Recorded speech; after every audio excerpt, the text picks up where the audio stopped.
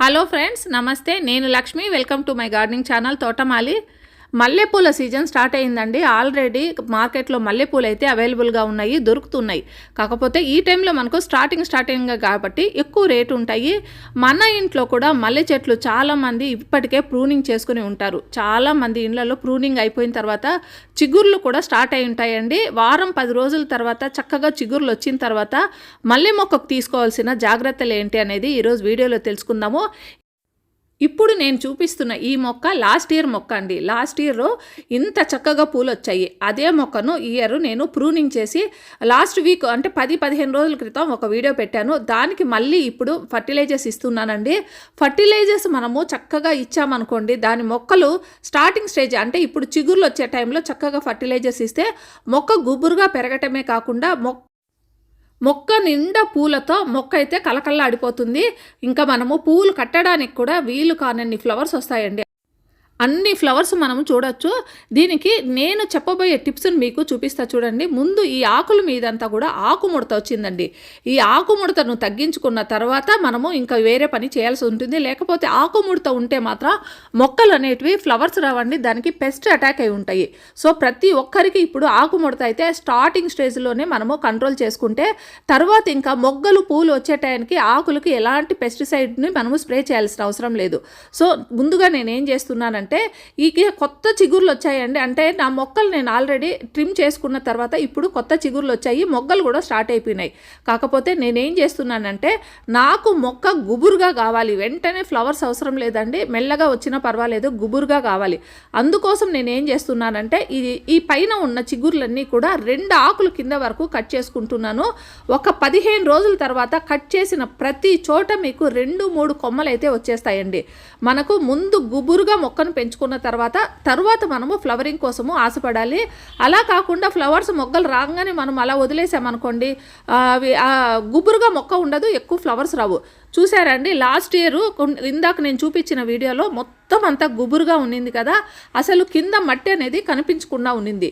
ఇప్పుడు చూసారా, వీటికి ఆ విధంగా మనము తయారు చేయాలంటే మాత్రం ఈ చిగుర్లు అనేటివి 1 లేదా 2 ఆకుల వరకు కింద వరకు మొత్తం అంతా కట్ చేయండి. నా మొక్కల్లో ఆల్రెడీ మొగ్గలు అనేటివి స్టార్ట్ అయినాయండి. అయినా కూడా నాకు మొక్క గుబురుగా కావాలనే ఉద్దేశంతో వీటినన్నింటినీ ట్రిమ్ చేసేస్తున్నాను. ఇలా ట్రిమ్ చేసేసుకున్న తర్వాత ఇంకా ఫర్టిలైజర్స్ మనము ఇప్పుడు యాడ్ చేస్తే మొక్క గుబురుగా పెరుగుతుంది, మట్టి కనపడనంతగా మీకు చిగుర్లు వచ్చేస్తాయండి. దానికోసం నేను ఈ ఫర్టిలైజర్స్ను ఉపయోగిస్తున్నానండి. ప్రతి ఒక్కరూ చిగుర్లు వచ్చిన తర్వాత ఈ ఫర్టిలైజర్స్ను ఇవ్వటం ద్వారా మొక్క గుబురుగా పెరిగి ఎక్కువగా ఫ్లవరింగ్ మనము తీసుకోవచ్చు. ఇందులో మొట్టమొదటిగా నేను తీసుకునేది ఆవాల పౌడర్ అండి. ఆవాల పౌడర్ మనకు ఆన్లైన్లో దొరుకుతుంది, ఆ నూనె మిల్స్ దగ్గర దొరుకుద్ది. లేకపోతే మన ఇంట్లో ఆవాలు ఉంటాయి కదండి, అవి మిక్సీ చేసుకునైనా కూడా మనం తయారు చేసుకోవచ్చు. ఇంకా రెండవదిగా నేను తీసుకున్నది ఏంటంటే పల్లీ పౌడర్ అండి, పల్లీల చెక్క పౌడరు. ఇది కూడా మనకు ఆయిల్స్ అమ్మే షాపుల్లోనే తీసుకోవచ్చు, లేదా అమెజాన్లో కూడా దొరుకుతుందండి. ఇవి 2 తీసుకోవచ్చు, లేదా ఏ ఒక్కటి ఉన్నా కూడా పర్వాలేదండి. 2 ఉంటే 2 కూడా తీసుకోండి. ఇంకా 3వ వస్తువుగా నేను తీసుకున్నది బోన్ మీలు లేదా రాక్ ఫాస్ఫేట్. బోన్ మీలు చాలామంది మేము వెజిటేరియన్స్ మేము వాడలేము, దానికి ఆల్టర్నేటివ్ ఏది అనేసి అంటున్నారు. అందువల్ల ఈసారి నేను బోన్ మీల్కు బదులుగా రాక్ ఫాస్ఫేట్ తీసుకున్నాను. ఒకవేళ మీ దగ్గర బోన్ మీల్ ఉంటే బోన్ మీలే తీసుకోండి. ఇక 4వ వస్తువుగా సీవీడ్ ఫర్టిలైజర్ తీసుకున్నానండి. ఇది మనకు 2 రకాలుగా మనకు ఆన్లైన్లో దొరుకుతుంది. ఒకటి ఏంటంటే ఈ విధంగా గ్రాన్యువల్స్ రూపంలో ఉంటుంది, ఇంకోటి లిక్విడ్ రూపంలో కూడా దొరుకుతూ ఉంటుంది. మన దగ్గర ఏది ఉన్నా కూడా అది ఉపయోగించవచ్చు. సీవీడ్ ఫర్టిలైజర్ని రెగ్యులర్గా మొక్కలకి ఇవ్వటం ద్వారా మొక్క గుబురుగా తయారవుతుంది. ఇంకా ఇందులో మైక్రో న్యూట్రియంట్స్ కూడా అధికంగా ఉంటాయి. ఇంకా మినరల్స్, గ్రోత్ హార్మోన్స్ కూడా సమృద్ధిగా ఉంటాయి. మనము ఈ 4 రకాల ఫర్టిలైజర్స్ని మనం చూపిస్తున్నాను కదండి. ఇందులో మనకు గ్రౌండ్ నెట్ కేక్ ఫర్టిలైజర్ అనేది మనకి మొక్కలో వేర్లు అనేది లోతుగా వెళ్ళి బాగా స్ప్రెడ్ అవటానికి ఈ పల్లీ చెక్క ఫర్టిలైజర్ అనేది బాగా పనిచేస్తుంది. ఇంకా మట్టి గుల్లగా లూజ్గా అయ్యి మట్టి బాగా సారవంతంగా మంచి పోషకాలతో భూసారం పెరగటానికి కూడా ఉపయోగపడుతుంది. మట్టిలో నిద్రావస్థలో ఉన్న సూక్ష్మజీవులు ఇంకా వానపాములు బాగా పెరగటానికి కూడా ఉపయోగపడుతుంది. ఇంకా మస్టర్డ్ కేక్ ఫర్టిలైజర్ని మనం ఉపయోగించాం కదండి, ఆవాల చెక్క పౌడర్ అని అంటారు. ఈ చెక్క మొక్క గ్రోత్కు, మొక్క డెవలప్మెంట్కు అవసరమైన స్థూల సూక్ష్మ పోషకాలన్నీ కూడా ఇందులో సమృద్ధిగా ఉంటాయి. మనము దీన్ని 2 రకాలుగా ఇవ్వచ్చండి. ఒకటి ఏంటంటే సాయిల్ మిక్స్ తయారు చేసేటప్పుడు కూడా ఇవ్వచ్చు, లేదంటే ఈ రకంగా మనము మొక్క డెవలప్మెంట్ స్టేజ్లో కూడా ఇవ్వచ్చు. ఈ మస్టర్డ్ కేక్ను ఫ్లవరింగ్ వచ్చే అన్ని ప్లాంట్స్కి ఇవ్వచ్చండి. కొత్త చిగుర్లు, కొమ్మలు ఫ్లవరింగ్ రావడానికి ఇది చాలా బాగా ఉపయోగపడుతుంది. ముఖ్యంగా కొన్ని ప్లాంట్స్ ఏవంటే హెవీ ఫీడింగ్ ఉండే ప్లాంట్స్కి ఇది బాగా ఉపయోగపడుతుంది. ఈ మల్లె మొక్క కూడా హెవీ ఫీడింగ్ ప్లాంటే అండి. సో వీటికి మనము కంపల్సరీ ఇవ్వాలి.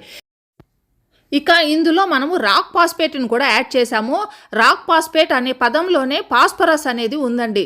ఈ పాస్పరస్ న్యూట్రియంట్స్ అధికంగా ఉంటాయి. మొక్క పెరుగుదలకు అవసరమైన న్యూట్రియంట్స్ అన్నీ కూడా ఈ రాక్ పాస్పేట్లో ఉంటాయి. ఈ 4 వస్తువులను కలిపి ఇప్పుడు గ్రోత్ స్టేజ్లో మనము ఈ మొక్కకి ఇవ్వటం ద్వారా ఈ మొక్క మట్టి కనపడనంత గుబురుగా పెరగటమే కాకుండా మొగ్గలు కూడా బాగా స్టార్ట్ అవుతాయండి. లాస్ట్ ఇయర్ నాకు ఎలాంటి ఫ్లవర్స్ వచ్చాయో మీకు లాస్ట్ ఇయర్ సీజన్లో కూడా నేను చూపించాను వీడియోస్లో. ఈ ఇయర్ కూడా అంత చక్కగా మొక్క పెరుగుతుంది. సో మీరందరూ కూడా ఈ రకమైన ఫర్టిలైజర్ని తయారు చేసుకొని ఇవ్వండి. నేను చూపించిన ఈ ఫర్టిలైజరు మీ దగ్గర ఎన్ని మొక్కలు ఉంటే అన్ని మొక్కలకి ఇవ్వండి. పెద్ద మొక్కలకి కొద్దిగా ఎక్కువగాను, చిన్న మొక్కలకి కొద్దిగా తక్కువగాను ఇవ్వండి. ఇలా ఇచ్చేసిన తర్వాత ఒక్కసారి ఆ మట్టిలో బాగా కలిసేటట్లు చేత్తో కానీ లేదో ఏదైనా ఇన్స్ట్రుమెంట్తో కానీ బాగా కలియబెట్టండి. పైనే ఉండటమే కాదండి, మట్టిలో బాగా కలిసేటట్లు చేసి నీళ్లు పట్టేసేయండి. ఇంకా నేను మల్చింగ్ కూడా చేసేస్తున్నాను. ఎండ ఎఫెక్ట్ అనేది ఎక్కువ అవుతుందండి. ఇప్పుడు ఎండ వలన ఈ మట్టి మీద, వేర్ల మీద ఎఫెక్ట్ రాకుండా ఈ మల్చింగ్ కోసము నేను వడ్ల పొట్టును ఉపయోగించి కవర్ చేసుకుంటున్నాను.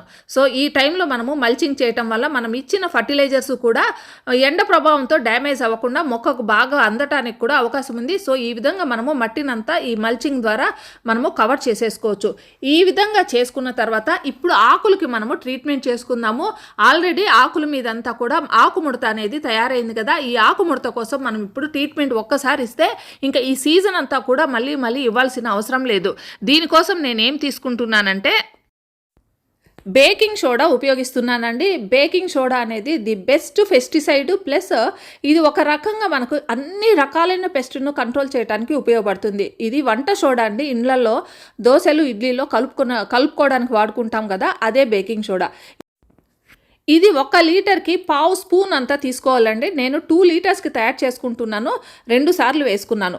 దీనితో పాటు కొద్దిగా మనము షాంపూ లాంటిది ఏదైనా యూస్ చేయాలి. ఒక కొద్ది డ్రాప్స్ అండి షాంపూ దీనికి యాడ్ చేసుకోవడం వల్ల తొందరగా కలిసిపోతుంది వాటర్లో. ఇంకా బాగా పనిచేయాలంటే కొద్దిగా నీమ్ ఆయిల్ కూడా ఉపయోగించండి. నీమ్ ఆయిల్ కూడా బెస్ట్ పెస్టిసైడ్ అండి. సో ఇవన్నీ కలిపి వాడండి. ఏమీ లేకపోయినా ఏ ఒక్కటి ఉన్నా కూడా మనము ఉపయోగించవచ్చు. సో ఇవన్నీ కలిపి ఒక 2 లీటర్స్ వాటర్లో నేను యాడ్ చేసేసి ఈవినింగ్ టైం స్ప్రే చేయండి. ఈ బేకింగ్ సోడా, ఈ నీమ్ ఆయిల్ ప్లస్ షాంపూ, ఈ 3 కలిపిన లిక్విడ్ను స్ప్రే చేయటం ద్వారా ఆకుముడత అనేది చాలా బాగా కంట్రోల్ అయిపోతుంది.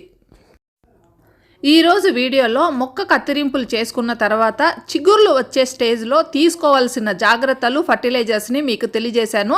ఈ జాగ్రత్తలు తీసుకోవటం ద్వారా మొక్క అనేది గుబురుగా రావటమే కాకుండా ఎక్కువ ఫ్లవర్స్ రావడానికి కూడా మీకు అవకాశం చాలా ఎక్కువ ఉందండి. ఈ విధంగా చేసిన తర్వాత ఇంకా ఆకుముడత రాకుండా కూడా మీరు ఏ విధమైన జాగ్రత్తలు తీసుకోవాలి, ఏ పెస్టిసైడ్ని ఉపయోగించాలో కూడా తెలియజేశాను. ఈ వీడియో మీకు అందరికీ నచ్చిందని నేను ఆశిస్తున్నాను. నచ్చితే ఒక లైక్, కామెంట్ ఇవ్వండి. మళ్ళీ మరో మంచి వీడియోతో మీ ముందుకు వస్తాను. అంతవరకు హ్యాపీ గార్డెనింగ్. Bye bye.